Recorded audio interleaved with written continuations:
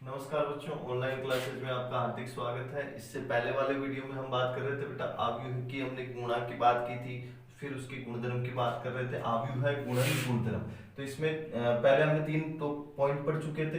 क्रम विनिमयता का गुणधर्म, तो जो आव्यूह का गुणा है वो क्रम विनिमय नियम का पालन कर भी सकता है और नहीं भी कर सकता। दूसरा हमने पढ़ा था साचरीयता का नियम, तो जो अवयव का गुणन होता है वो साचरी नियम का पालन करता है। तीसरा पढ़ा था हमने तत्समकता का नियम, तो जो तत्समक मैट्रिक्स होती है वही क्या होती है बेटा, तत्समक अवयव आई, यानी ए आई बराबर होगा आई, ए बराबर होगा ए।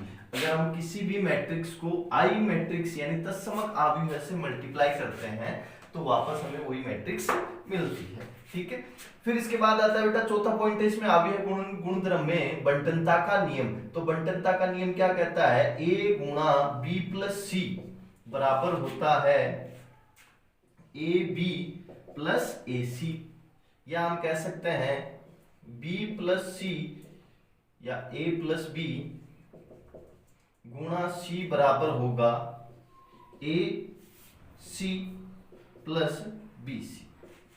ये हो गया बेटा आव्यूह गुणन गुणधर्म, कंप्लीट हो गया ये आव्यूह गुणन गुणधर्म। अब इसके बाद हम पढ़ते हैं आव्यूह अदिश गुणन गुणधर्म। आव्यूह अदिश गुणन गुणधर्म,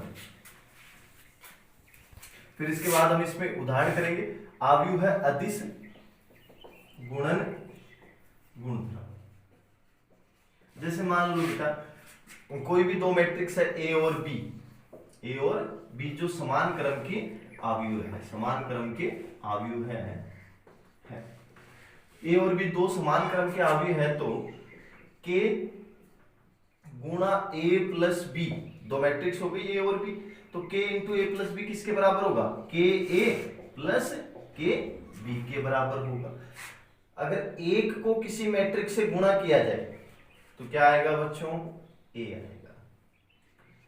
के प्लस, जैसे कोई दूसरी अदिश राशि हमने ले ली एल, के प्लस एल इंटू ए मैट्रिक्स, ये तो है मैट्रिक्स, के और एल क्या है बेटा, अदिश राशि है। अगर मल्टीप्लाई किया जाए तो ये बनेगा के ए प्लस एल ए, ये हो गया बेटा अदिश गुणन नियम। फिर इसके बाद आता है बेटा गुणन प्रतिलोम अवयव है, गुणन प्रतिलोम अवयव है। तो गुणन प्रतिलोम अवयव क्या होता है,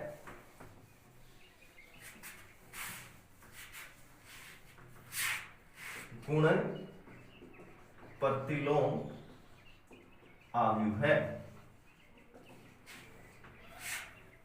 यदि दो मैट्रिक्स, गुणन प्रतिलोम अवयव क्या होता है ध्यान से सुनना, यदि दो मैट्रिक्स ए और बी यदि दो मैट्रिक्स ए और बी, दो अवयव ए और बी अवयव है, गुणन के योग्य हो तथा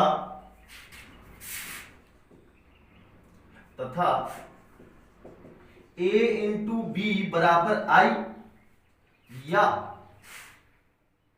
या हम कह दें कि b इंटू ए बराबर भी क्या आ जाए, आई आ जाए। ए बी बराबर आई या बी ए बराबर क्या आ जाए बेटा, आई आ जाए, तो b a का प्रतिलोम, b मैट्रिक्स जो है वो a का प्रतिलोम अवयव होती है, या a b का प्रतिलोम अवयव है होता है।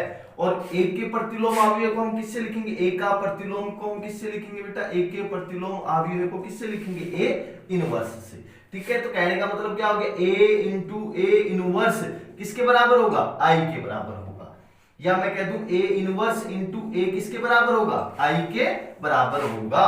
तो यही है कि अगर दो मैट्रिक्सों का गुणा किसके बराबर आ जाए बेटा, तत्समक अवयव के बराबर आ जाए। तत्समक अवयव हमने पढ़ा था कि ऐसा वर्ग अवयव है जिसमें विकर्ण के अवयव तो एक हो, बाकी सारे अवयव क्या होते हैं, शून्य होते हैं, तो वो क्या होता है, तत्समक अवयव है। तो दो मैट्रिक्सों का गुणा अगर i के बराबर हो तो उसमें एक क्या होगा बेटा, दूसरे का प्रतिलोम अवयव होगा। ठीक है, तो ये हो गया आपका प्रतिलोम अवयव। फिर इसके बाद आता है बेटा शून्य के भाजक।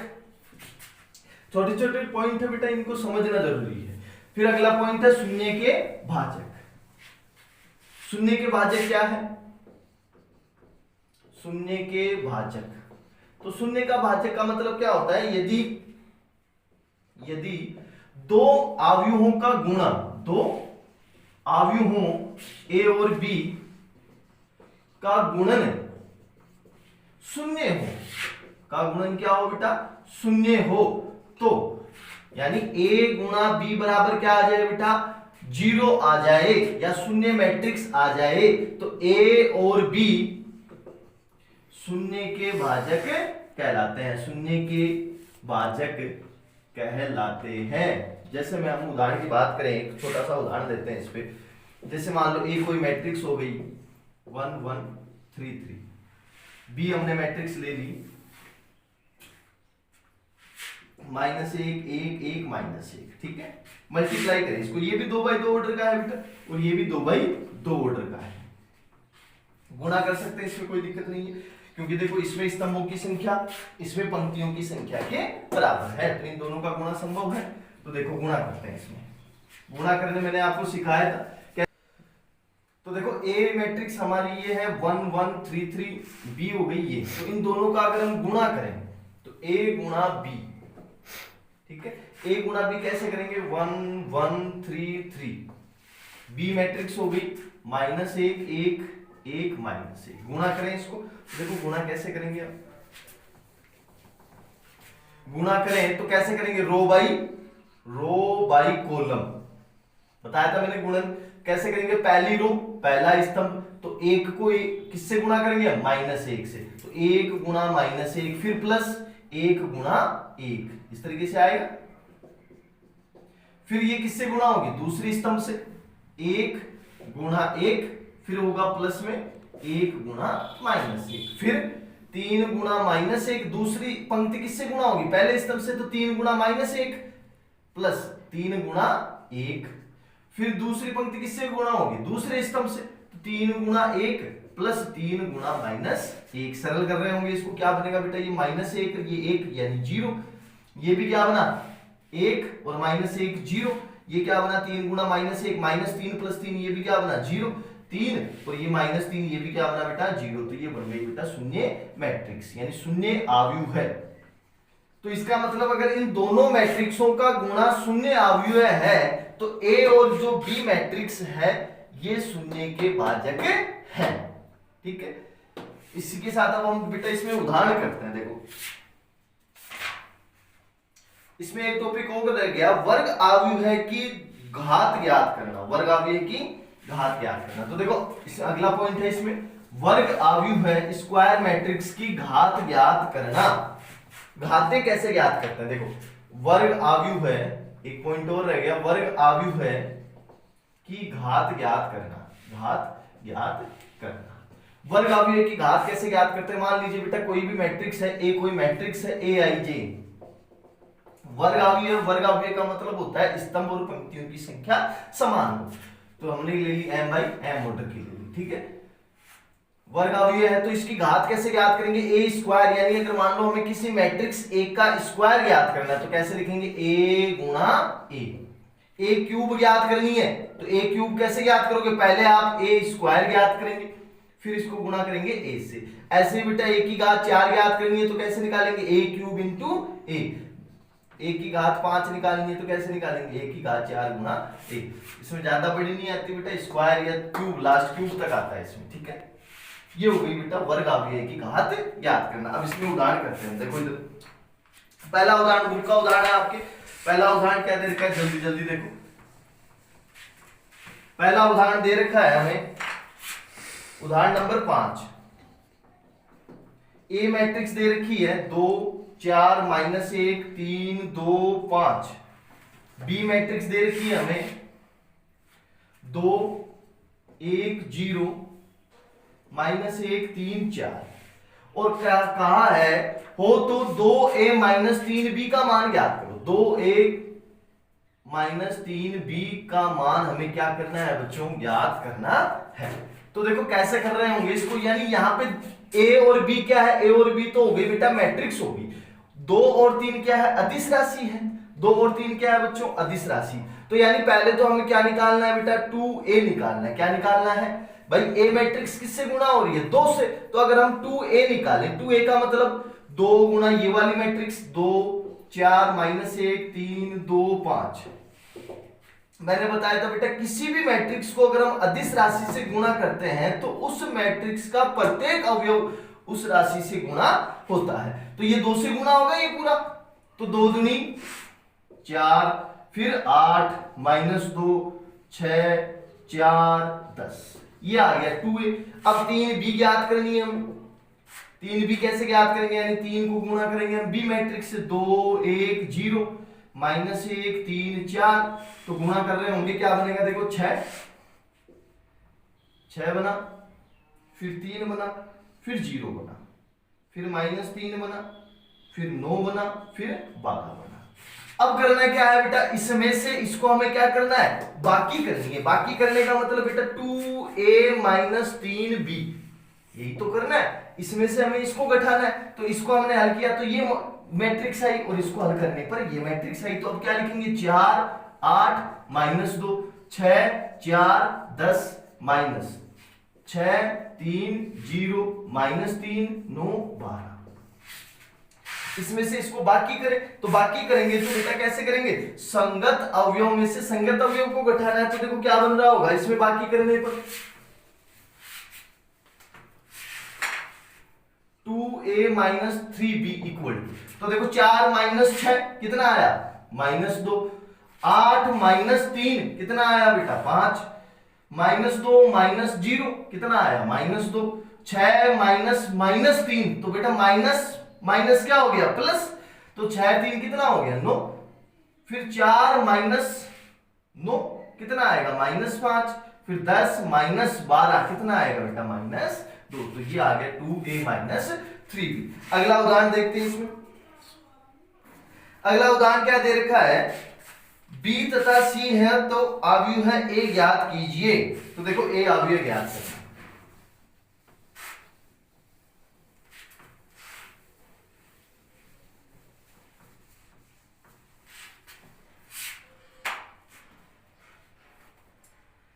अगला उदाहरण है उदाहरण नंबर 6। बी मैट्रिक्स दे रखी है हमें, -2 2 0 3 1 4। सी मैट्रिक्स दे रखी है हमें 2 0 -2 7 1 6, और कहा गया है ए मैट्रिक्स ज्ञात कीजिए। ए मैट्रिक्स हमें ज्ञात करनी है यदि 2a minus 3b plus 5c बराबर क्या हो बेटा 0 हो।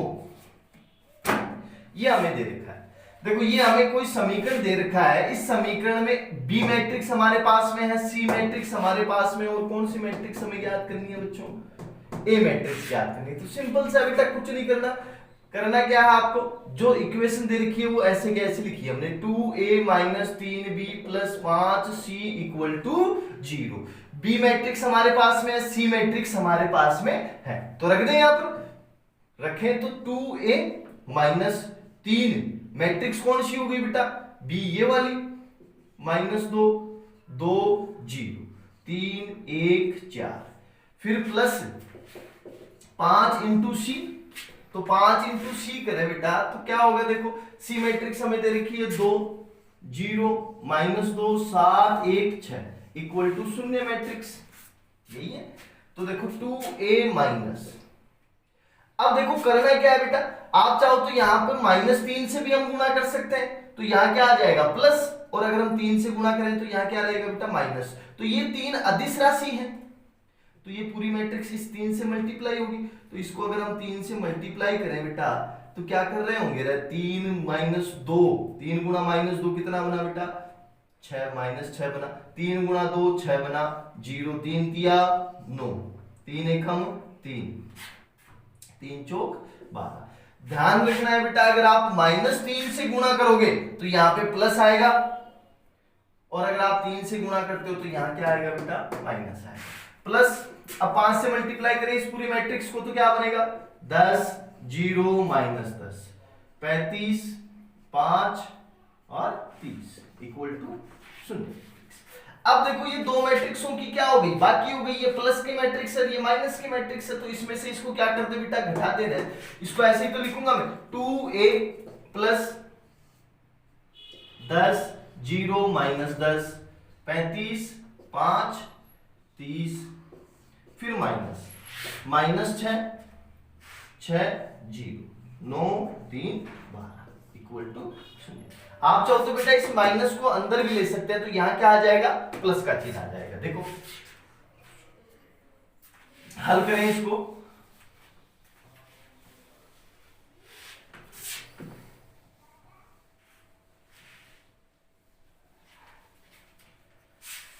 टू ए प्लस, ये तो 2a मैट्रिक्स हो गई। अब देखो इसमें से करना क्या है बेटा, हमें इसमें से इसको घटाना है, तो इसमें से इसको घटाएं तो कैसे घटाएंगे, 10 माइनस 10 में से संगत अवयव घटेगा बेटा, संगत अवयव में से 10 माइनस -6 ऐसे ही बनेगा, फिर 0 -6, फिर -10 -0, फिर क्या आएगा बेटा 35 -9, फिर क्या आएगा 5 -3, फिर क्या आएगा बेटा 30 -12 ऐसे ही आएगा, इक्वल में शून्य मैट्रिक्स होगी। ठीक है, तो देखो इधर 2a प्लस, सरल करेंगे तो बेटा माइनस माइनस प्लस हो गया, 10 से 6 16, ये -6, ये -10, 35 में से 9 गया बेटा, कितना आया 26, और 5 -3 2, 30 -12 कितना आया 18, बराबर में शून्य मैट्रिक्स आ गई। अब क्या कर रहे होंगे बेटा, हमें तो ए मैट्रिक्स याद करनी है, तो इस वाली मैट्रिक्स को इधर ले आए, इधर लाते ये किसका हो जाएगा, माइनस का। ये जो मैट्रिक्स है ये किसकी हो जाएगी, माइनस की हो जाएगी। या आप चाहो तो बेटा इस 2a को इधर ले जाओ या इसको इधर ले आओ, एक ही बात है। 2a को भी हम इधर ला सकते हैं और इसको भी इधर ला सकते हैं। जैसे मान लो अगर मैं 2a को इधर ले जाऊं तो बेटा ये इधर जाते क्या बन जाएगा -2a, और ये बच गया इधर 16 -6 -10 26 2 18। अब इसमें हमें ए मैट्रिक्स ज्ञात करनी है, तो इसके गुणा में क्या आ रहा है -2, ये इधर आते किस में हो जाएगा, भाग में, -1/2 16 -6 -10 26 2 18। अब -1/2 से प्रत्येक अवयव क्या होगा, गुणा होगा, तो 16 को -1/2 से गुणा किया कितना आया -8, 6 को हमने गुणा किया -1/2 से, यानी माइनस से गुणा किया तो माइनस प्लस हो गया, 2 का भाग दिया 6 में 3 बार, इसमें भाग दिया कितनी बार 5 बार, 26 में हम भाग देंगे कितना आएगा -13, 2 में भाग दिया हमने -1, 18 में भाग दिया हमने -9, तो ये होगी हमारी ए मैट्रिक्स। ठीक है, ये सॉल्यूशन हो गया इसका। तो इसके उदाहरण करेंगे। देखो एक उदाहरण और बता देता हूं,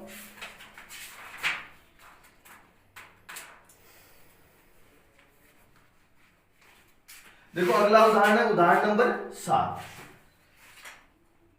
एक दो उदाहरण और करवा देता हूं, देखिए फटाफट।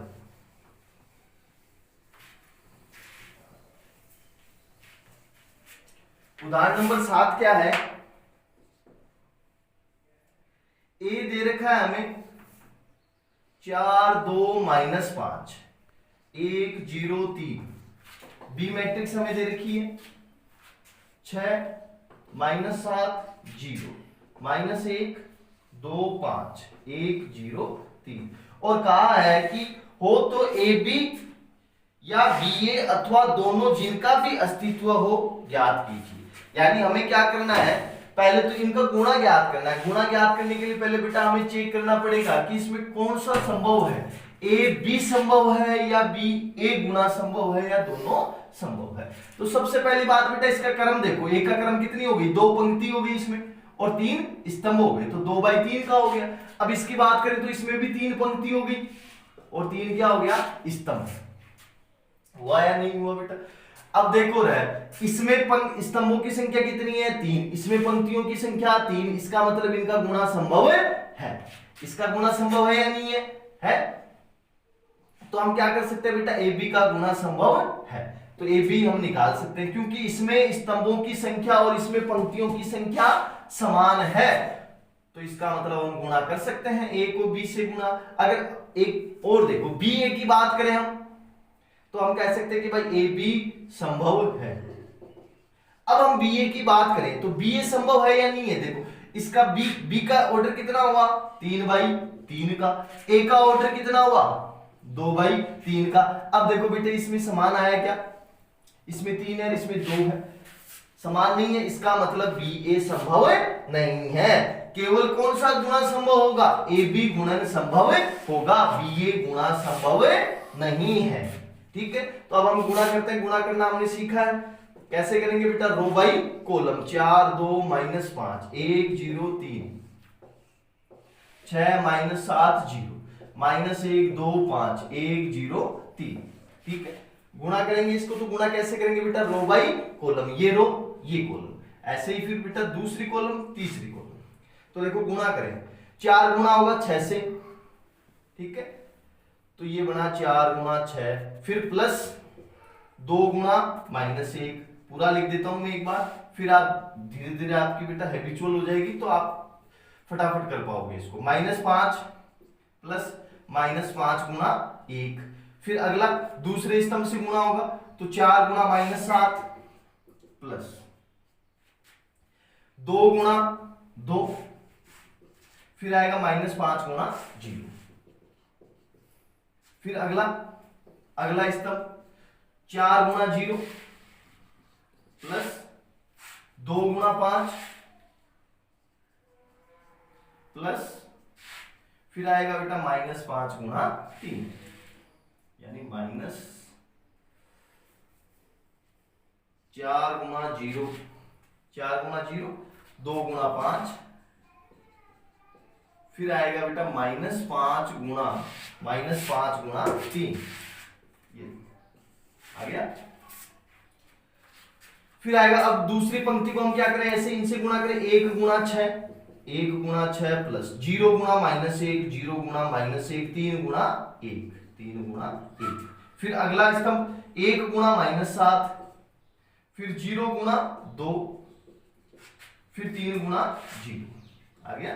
अब तीसरे स्तंभ से गुणा करेंगे, 1 गुणा 0 प्लस 0 गुणा 5 प्लस 3 गुणा 3, ये हल करेंगे इसको, तो देखो क्या बनेगा, रही 6 चौक 24, 2 गुणा -1 -2 और -5, ये कितना बन रहा होगा, -28 प्लस 4 और ये 0 हो गया, ये कितना बन रहा होगा, 0 5 दूनी 10 और -15, तो 10 -15, ठीक है।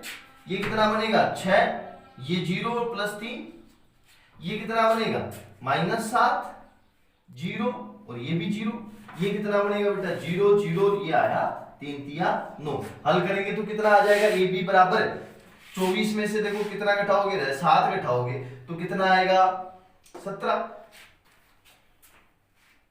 तो ये बना बेटा 17 -28 प्लस 4 -24, ये बना -5, ये बना बेटा 9, ये -7 और ये बना 9। तो ये इसमें केवल ए बी गुणन ही संभव है, क्यों, क्योंकि ए में स्तंभों की संख्या बी के पंक्तियों की संख्या के बराबर है। बी ए संभव नहीं है क्योंकि बी में जो स्तंभों की संख्या है वो ए के पंक्तियों की संख्या के बराबर है नहीं। एक उदाहरण और करवा देता हूं, फिर आप घर से एक्सरसाइज कर लेना, ठीक है। देखो एक उदाहरण और है इसमें, ऐसा कैसे उदाहरण है, 8वां उदाहरण और करवा देता हूं, फिर आप बेटा घर से करोगे।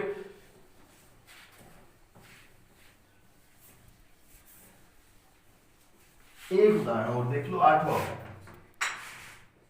Example number 8।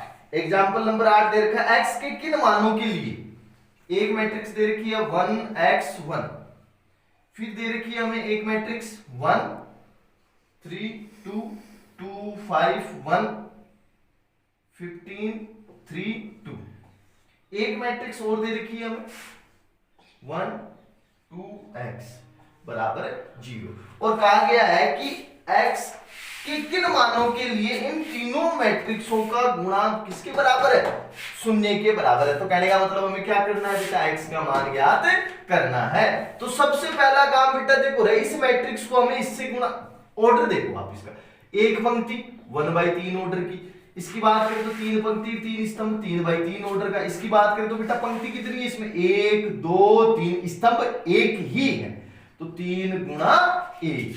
अब देखो बेटा कौन सा गुणा संभव है इसमें, इसको हम इससे गुणा कर सकते हैं क्या, कर सकते हैं। देखो इसमें कितनी पंक्ति है बेटा, स्तंभ कितने हैं 3, इसमें पंक्ति 3, तो इनका गुणा संभव है। तो गुणा करें, देखो कैसे करोगे, वही रो बाई कॉलम, ये रो और ये पहली कॉलम। देखो 1 1 से गुणा हुआ 1 प्लस x 2 से गुणा हुआ 2x प्लस 1 15 से गुणा हुआ 15।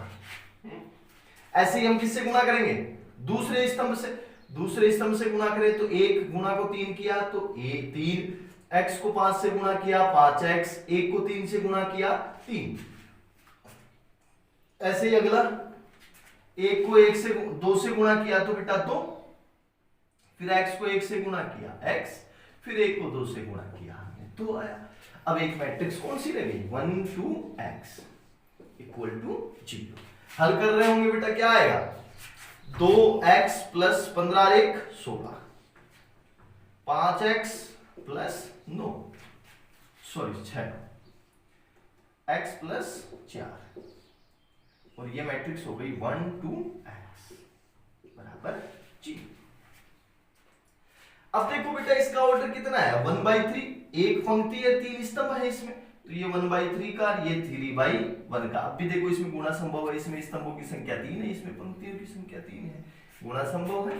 तो ऐसे ही करना क्या है हमें, रो बाई कॉलम, इसमें एक ही कॉलम है, तो देखो कैसे गुणा होगा।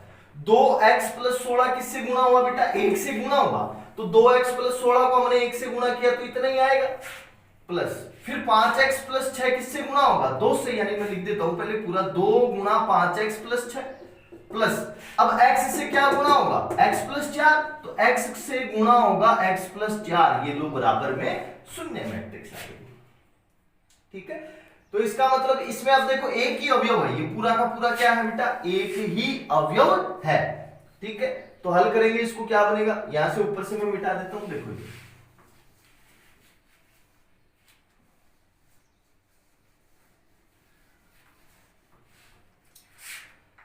तो ये बना बेटा 2x प्लस 16, गुणा करेंगे कितना आएगा 10x प्लस 12 प्लस कितना आएगा x स्क्वायर प्लस 4x बराबर में 0।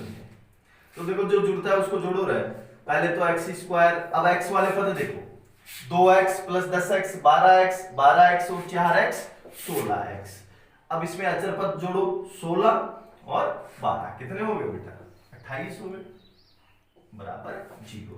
अब ये अवयव किसके, ये शून्य मैट्रिक्स है, तो इसका मतलब x square plus 16x plus 28 बराबर है 0। द्विघात समीकरण बन गया। द्विघात समीकरण को हमें सरल करना आता ही है, कैसे सरल करेंगे बेटा, 28 के टुकड़े करो, 28 के टुकड़े करो कि जोड़ने पर तो कितना आए 16 आए, तो 28 के टुकड़े क्या होंगे बेटा 14 गुना, तो 14 दूनी 28, तो देखो x स्क्वायर प्लस सॉरी यहाँ पे 16x है, तो 14x प्लस 2x प्लस 28 बराबर 0। तो x कॉमन लिया हमने कितना आया x प्लस 14, 2 कॉमन लिया हमने कितना आया x प्लस 14 बराबर 0। तो x प्लस 14 हमने कॉमन लिया तो कितना बचा x प्लस 2 बराबर 0। तो यहां से इसको 0 करेंगे तो x बराबर -14 और इसको 0 करेंगे तो x बराबर -2। ये इसके क्या हो गए बेटा हल हो गए। तो इसी के साथ आप क्या करोगे बेटा एक्सरसाइज कंप्लीट करोगे। जो क्वेश्चन नहीं आए आप मुझे बताओगे कि सर ये क्वेश्चन नहीं आया है, तो इसका मैं वीडियो बना के आपको भेज दूंगा। ठीक है।